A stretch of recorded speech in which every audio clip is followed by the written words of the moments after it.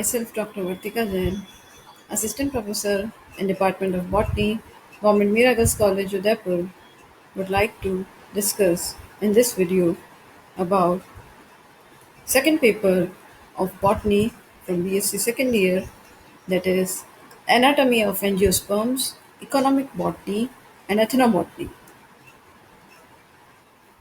मोहनलाल सुखाड़िया विश्वविद्यालय उदयपुर के BSc second year वनस्पति शास्त्र का द्वितीय paper anatomy of angiosperms, that is आवृत बीजियों की शारीरिकी, इकोनॉमिक बॉटनी आर्थिक वनस्पति विज्ञान, एंड एथनोबॉटनी लोक वनस्पति विज्ञान को कवर करता है। ये 5 यूनिट्स में डिवाइडेड है, जिसमें फर्स्ट 3 यूनिट्स में हम शारीरिकी के बारे में पढ़ने वाले हैं और लास्ट 2 यूनिट्स में इकोनॉमिक बॉटनी और एथनोबॉटनी के बारे में चर्चा करेंगे।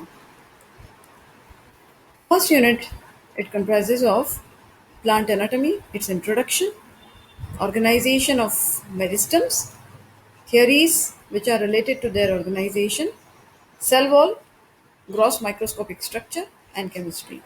और इस वीडियो में हम प्लांट एनाटॉमी का ब्रीफ इंट्रोडक्शन देखेंगे।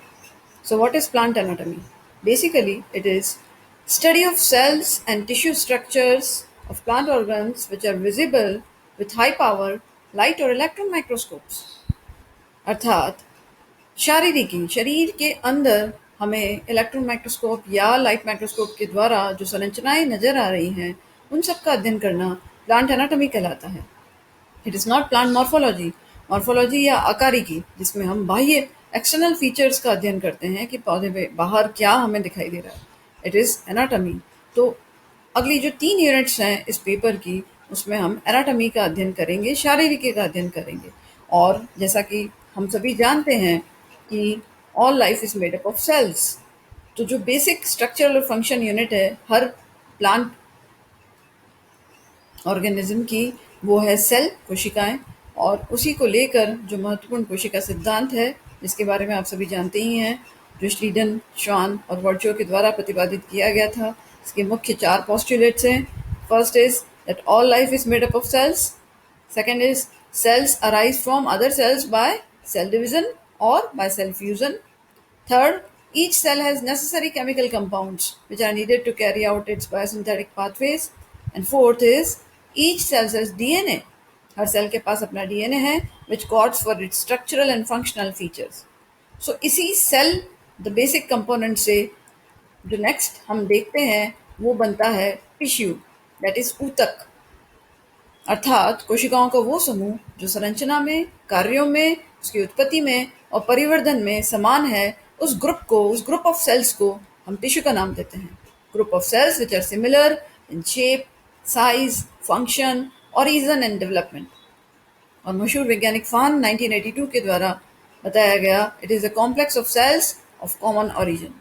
और यही ऊतक जब एक पर्टिकुलर कार्य करने के लिए अपना कार्य नियंत्रित कर लेते हैं तो उसे हम ऊतक तंत्र कहते हैं। जैसे हमने प्लांट्स में हम देखेंगे एपिडर्मल टिश्यू सिस्टम, जहाँ कोशिकाएं और ऊतक मिल करके एपिडर्मिस बनाने का कार्य कर रही हैं, या वेस्कुलर टिश्यू सिस्टम जहाँ पे जाइलम या फ्लोएम बनाने का कार्य टिश्यू के द्वारा किया जा रहा है, तो वो ऊतक तंत्र में कन्वर्ट हो जाता है। सो ये tissues basically these tissues are of 2 types, जो आप जानते हैं, meristematic tissue and permanent tissue. Meristematic tissue जिसे हिंदी में हम विभज्योत ऊतक कहते हैं। What is this meristematic tissue? नाम से ही पता चल रहा है, जिसमें विभाजन की क्षमता पाई जाती है। It is undifferentiated group of cells which are either in the state of division or they are capable of cell division. और सबसे महत्वपूर्ण बात है अनडिफरेंशिएशन, यानी अविभेदित कोशिकाओं का समूह है जो या तो विभाजन की क्षमता रखता है या विभाजन के दौर में चल रहा है। अविभेदन का मतलब आप सभी विभेदन की प्रक्रिया से वाकिफ होंगे। विभेदन का तात्पर्य है जहां वर्क डिवीजन ऑफ लेबर किया जा चुका है, और जहां अविभेदन है अर्थात जहां ये हमें पता नहीं है कि ये कोशिकाएं अब डिवीजन करने के बाद क्या कार्य करने वाली हैं, वो अविभेदित कहलाती हैं।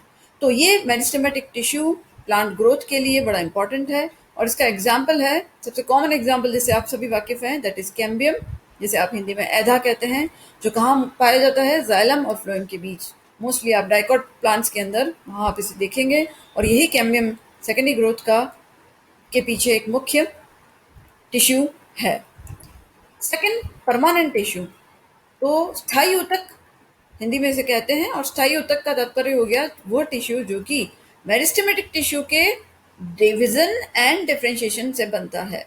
यहाँ दोनों ही टर्म्स हैं, डिवीजन एंड डिफरेंशिएशन। विभाजन भी हुआ कोशिकाओं का, कई सारी कोशिकाएं नई बनी, और साथ में विभेदन भी हुआ, जिसका तात्पर्य है कि डिवीजन ऑफ लेबर हो गया, जहां ये डिसाइड हो गया कि ये ग्रुप ऑफ सेल्स पैरेन्काइमा का काम करेगा, ये ग्रुप ऑफ सेल्स कोलेनकाइमा का काम करेगा, ये ग्रुप ऑफ सेल्स जाइलम का काम करेगा। तो that will be permanent tissue. और मोस्टली होता ये है कि ये जो परमानेंट टिश्यू एक बार बन गया है, ये जो स्थायी ऊतक बन गया है, it loses its ability to divide.